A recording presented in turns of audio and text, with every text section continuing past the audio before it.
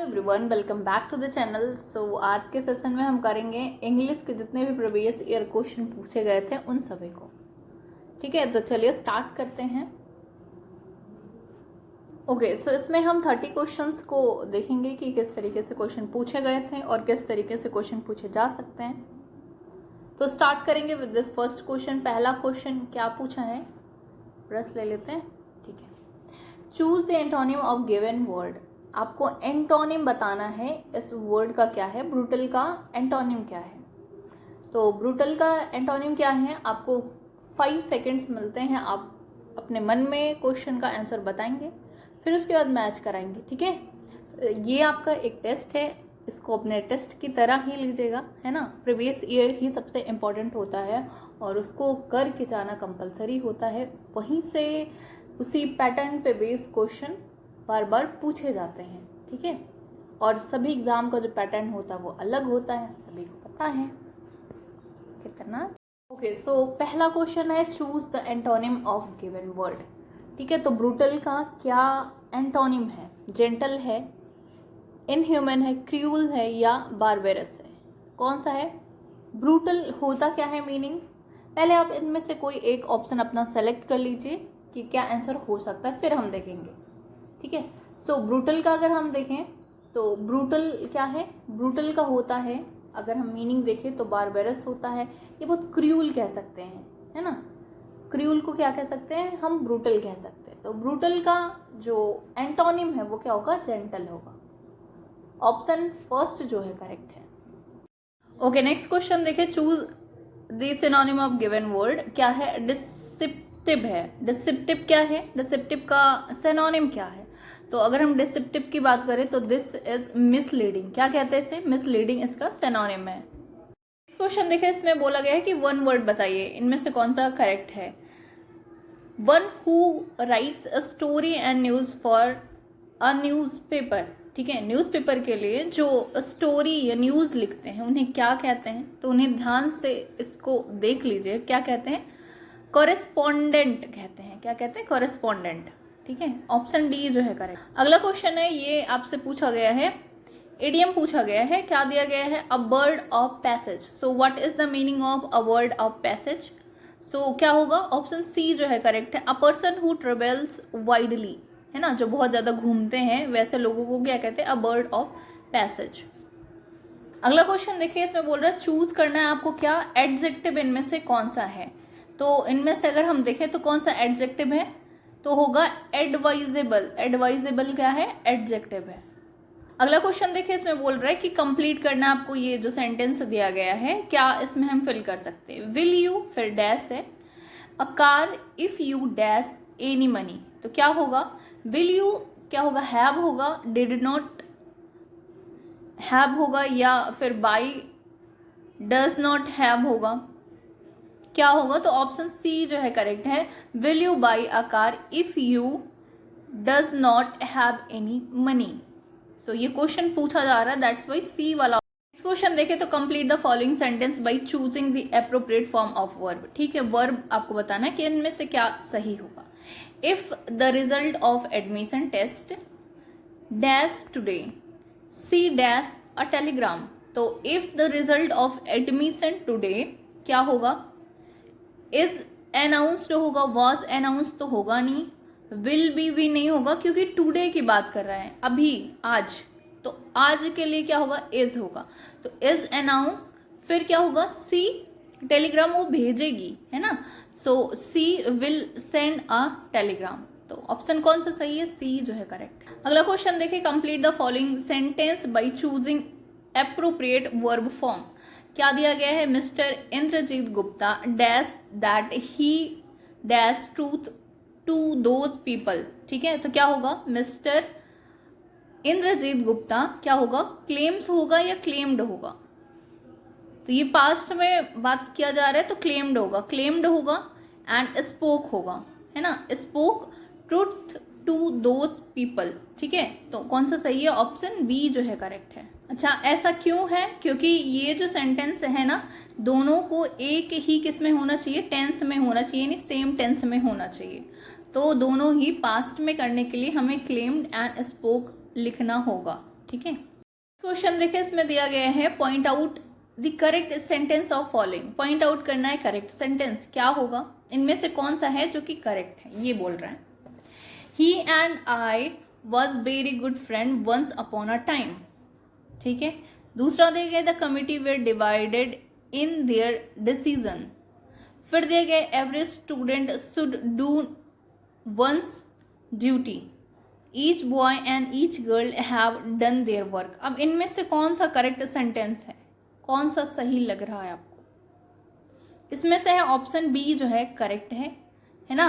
अब क्यों है ये देखते हैं। ओके, सो क्यों सही है, तो इसमें ना जो दिया गया है कमिटी, ये क्या है, ये प्लूरल है और प्लूरल में वेर यूज किया जाता है जो कि दिया गया है, दैट्स वाई वो सही है। ठीक है। अब फर्स्ट वाला सेंटेंस देखें तो दिया गया है ही एंड आई, ये तो सही है, बट यहाँ पे क्या यूज किया है गया है, ही एंड आई जब भी हम यूज करेंगे तो हम वेयर का यूज करेंगे, बट सेंटेंस में वेयर यूज नहीं किया गया है।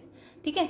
इन सेंटेंस सी अगर हम देखें, every student should do his duty होगा, ना कि ऑन्स ड्यूटी। यहाँ पे ऑन्स ड्यूटी दिया गया है तो ये भी गलत हो जाएगा। फिर लास्ट वाला दिया गया है each boy and each girl have done their work, तो यहाँ पे क्या गलत है, यहाँ पे हैव ना होके क्या होगा, हैज होगा। ठीक है, has done their work. Next question दिया गया है choose the correct synonym of the word. Exile का सिनोनिम क्या होगा?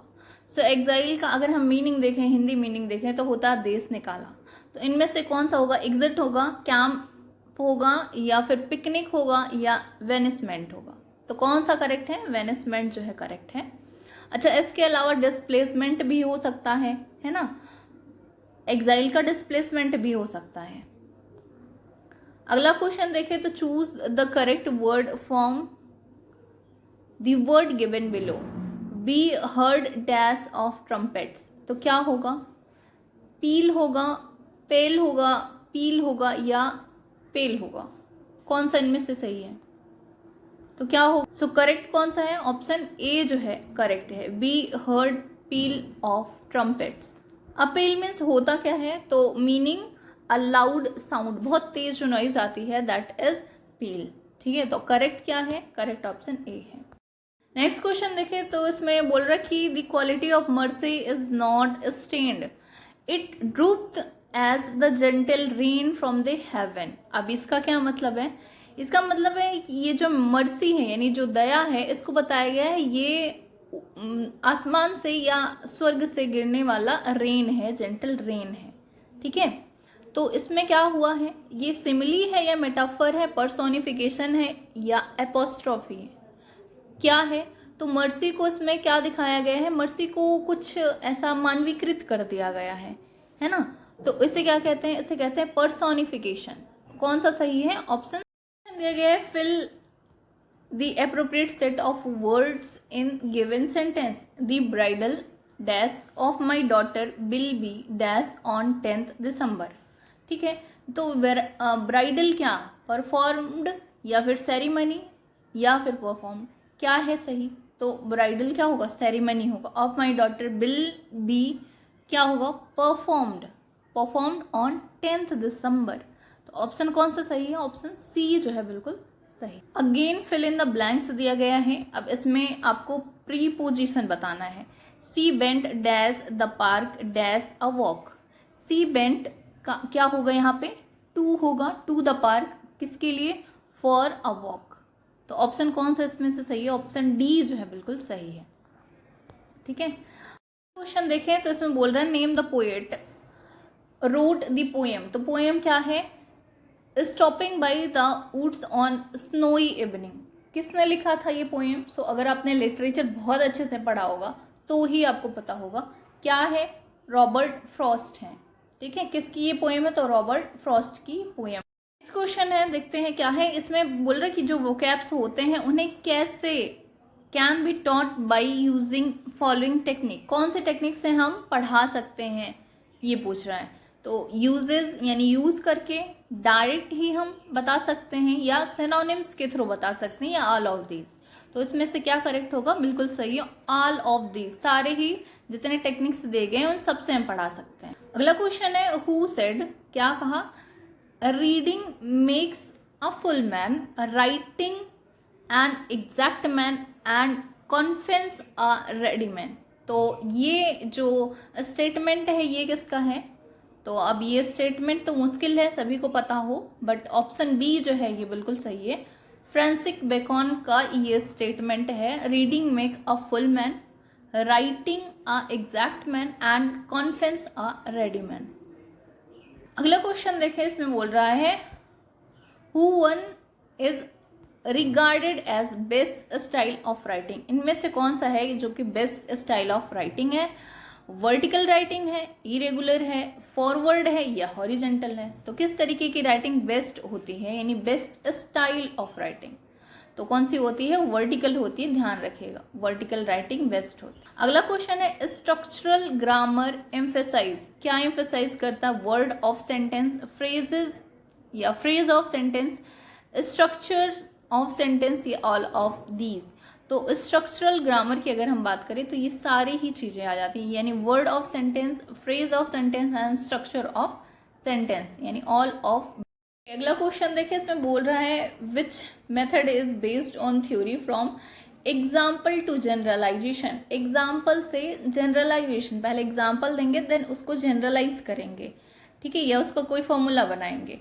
तो ये चीज किस मेथड में आती है? डिडक्टिव में आती है, इंडक्टिव में आती है, या इंडक्टिव डिडक्टिव में आती है, या इंसिडेंटल मेथड में आती है? तो कौन सा है सही इसमें? आई होप आपने चूज कर लिया होगा। ऑप्शन बी जो है करेक्ट है।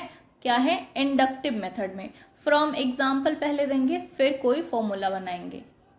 नेक्स्ट क्वेश्चन है जूलियस सीजर किसने लिखा था? आई होप आपने 10th में इसको जरूर पढ़ा होगा, है ना, जूलियस सीजर की कहानी।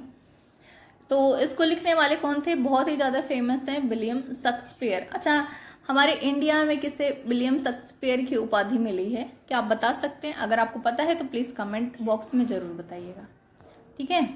देखिए इसमें बोले चूज द करेक्ट सेंटेंस। चलिए पढ़ते one by one. You should either come today और टुमारो। आई हैड स्केयरली, यानी डरते हुए, reached home when it start raining heavily. I had no sooner finished my studies when I got a job. He is cleverer than me. इनमें से कौन सा correct है? कौन सा सही लग रहा है? सारे ही सही लग रहे होंगे। खैर सही कौन सा है? ऑप्शन बी जो है वो करेक्ट है। I had scarcely reached home when it started rain heavily. सो देखते हैं क्या क्या गलतियां हैं। पहले सेंटेंस में जो दिया गया है यहाँ पे टुमारो इज रॉन्ग, है ना, जो टुमारो दिया गया है रॉन्ग है। इसमें डे आफ्टर यूज करना चाहिए था। यहाँ पे जो सेंटेंस दिया गया है टुडे और टुमारो, वहां पे डे आफ्टर का यूज करना चाहिए। सी वाले में क्या गलती है? तो then would be use instead of when. तो यहाँ पे व्हेन का यूज ना करके क्या यूज करना चाहिए था? I had no sooner finish my study, क्या होना चाहिए था? Then I got a job. फिर उसके बाद यहाँ पे क्या है? डी वाले में क्या गलती है? तो I would be use instead of me, ठीक है। तो डी में क्या गलती है? यहाँ पे आई यूज करना चाहिए था। ही इज क्लिबरर देन आई, ठीक है। तो यहाँ पे डी वाला इस तरीके से यहाँ पे रॉन्ग हो जाता है। ओके, नेक्स्ट क्वेश्चन अगर हम देखें, फिल इन द ब्लैंक दिया गया है। करेक्ट आर्टिकल आपको बताना सेंटेंस का। Dash sunrise in dash east, क्या होगा? आ सन या फिर द सन या एन सन, क्या सही है? तो the sun rise in the east होगा, ठीक है। तो कौन सा सही है? ऑप्शन बी जो है बिल्कुल सही है। क्वेश्चन देखिए, इसमें बोल रहा है identify the underline part of speech. क्या दिया गया है? The burglar disappointed with the cash. तो क्या होगा? ट्रांसिटिव वर्ब होगा, इनट्रांसिटिव होगा, लिंकिंग होगा या ऑक्सिलरी होगा। तो अगर हम देखें तो इसमें कोई भी ऑब्जेक्ट ऐसा नहीं आ रहा है इसका, दैट्स वाई ये इनट्रांसिटिव होगा, यानी अकर्मक क्रिया होगी, ठीक है। ट्रांसिटिव क्या होता है? सकर्मक क्रिया होती है। सो अगर हम देखें थोड़ा सा, तो intransitive verb do not allow an object to follow directly, ठीक है। डिसअपेयर्ड क्या है? डिसअपेयर्ड क्या है? इनट्रांसिटिव वर्ब है, क्योंकि ऑब्जेक्ट नहीं फॉलो कर रहा है। अगला क्वेश्चन है, इसमें से इनकरेक्टली स्पेल्ड वर्ड को आपको पिक करना है। वर्च्यू है, क्वेयर है ना, और इसके अलावा ट्रेडजी दिया गया है एंड लेजिबल दिया गया है। तो कौन सा है? तो यहाँ पे ये जो दिया गया है ऑप्शन सी इनकरेक्ट है। अब क्यों इनकरेक्ट है? क्योंकि ट्रेजेडी होता है ना कि ट्रेड जी होता है। ठीक है, ऑप्शन सी वाला जो है बिल्कुल सही है। Find out the grammatically wrong sentence. इनमें से कौन सा ग्रामेटिकली रॉन्ग सेंटेंस है ये देखना है। She asked her dog out for walk. He teaches in a school. She go to the market for vegetables. They live in Allahabad. कौन सा इसमें से रॉन्ग? तो इनमें से कौन सा रॉन्ग है? तो ऑप्शन सी जो है वो इनकरेक्ट है। क्यों? यहाँ पे सी गोज होगा ना कि सी गो होगा, है ना। She goes to the market for vegetables होगा। अगला क्वेश्चन देखें, active voice of the following, कौन सा इसमें से सही है? दिया क्या गया है, the patient are visited by their relatives only between 4 to 6 PM। तो इनमें से कौन सा करेक्ट है? तो ऑप्शन बी जो है करेक्ट है। The relative visit the patient only between 4 to 6। ठीक है, तो कौन सा सही है? ऑप्शन बी जो है। नेक्स्ट क्वेश्चन दिया गया है, point out the sentence in passive voice. इनमें से कौन सा है सेंटेंस जो कि पैसिव वॉइस में है? तो कौन सा करेक्ट है? तो ऑप्शन यहाँ पे अगर आप बीन देखेंगे तो बीन जो है वो पैसिव में यूज किया जाता है। तो 20 lesson have been finished. Next question देखते हैं, ये अगेन पूछा गया है, फिल इन द ब्लैंक से the prime minister was acquitted dash the charge labelled against him. क्या होगा? The prime minister was acquitted of the charge labelled against him. Option A जो है करेक्ट है। सो ठीक है, हमने 30 क्वेश्चंस इसमें भी कंप्लीट कर लिए हैं, है ना। जितने भी क्वेश्चन पूछे गए थे वो हमने कवर कर लिए। हम मिलेंगे नेक्स्ट वीडियो में। और अगर आपने अभी तक लाइक शेयर सब्सक्राइब नहीं किया है तो please like share and subscribe कर लीजिए।